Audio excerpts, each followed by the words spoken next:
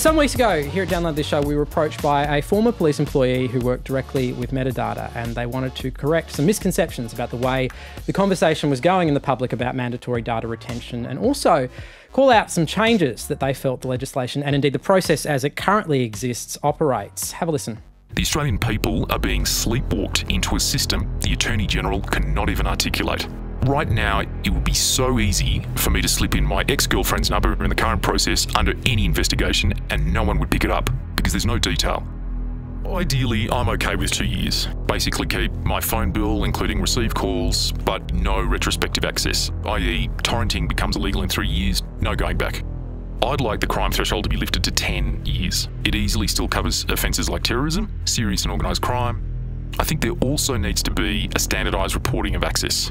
We report the number of requests, but not the number or the type of requests made. I want a magistrate or a totally independent party to authorise the request with more detail. That is a police insider speaking exclusively to ABC Radio National about metadata, the way police use it currently, and calling for changes in the mandatory data retention legislation that the government is pushing through at the moment. We are here in studio with Reilly from CNet and Josh Taylor from the tech website ZDNet. Now, some of the things that he is calling for are already kind of on the table, aren't they? Yeah, Labor's flagged. Bill Shorten wrote a letter to Tony Abbott last week basically saying, look, we support the idea of what you're trying to achieve, but there are a lot of things that are wrong with it. So, for example, we don't know the exact sort of data that they want to keep. They haven't actually released the data set. And secondly, we are starting to get an idea of the costs. So anywhere between sort of $300 and $400 million to set up these systems. That's not including the ongoing running costs of all the telcos having to keep all this data.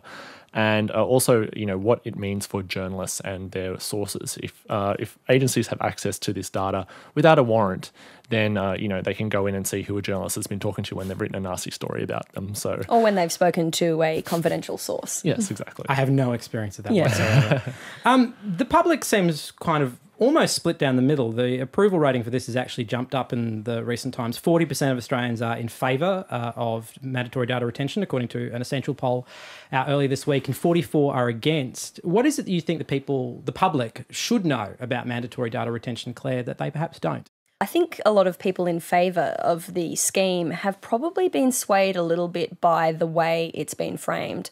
A lot of the discussions around metadata have been couched in terms of child protection, in terms of stopping terrorists, with the Charlie Hebdo attacks and the Lint Cafe siege in Sydney constantly drawn up as examples of things that we can stop with metadata or access to metadata, despite the fact that France has a data retention scheme and that the person behind the Lint Cafe siege was already known to police.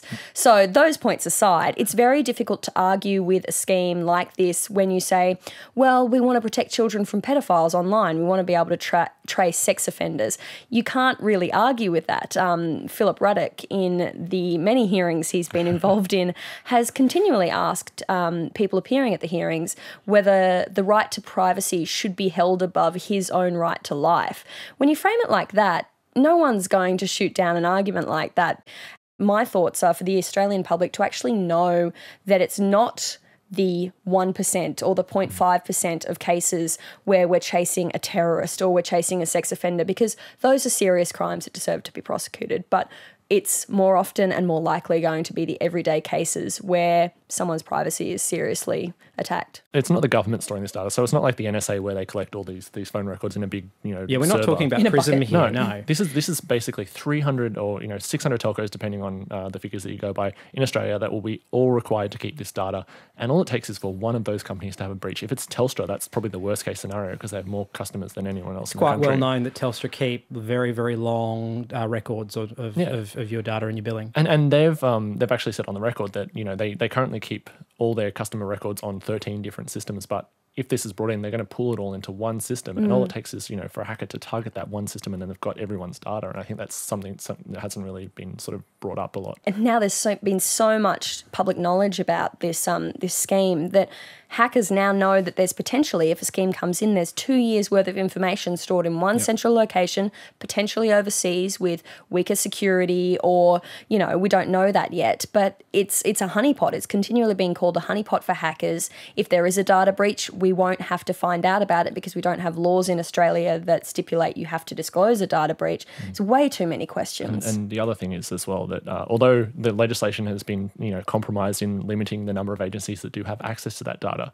it doesn't prevent other agencies from applying to have access to that data, and it doesn't prevent it from being accessed in other ways, so through the court process and things like that. Which agencies do we know in the new legislation will have access to it and which will not? Which will have to apply? It's basically the AFP, state police agencies, I can't remember ASIO. crime commissions, things like that.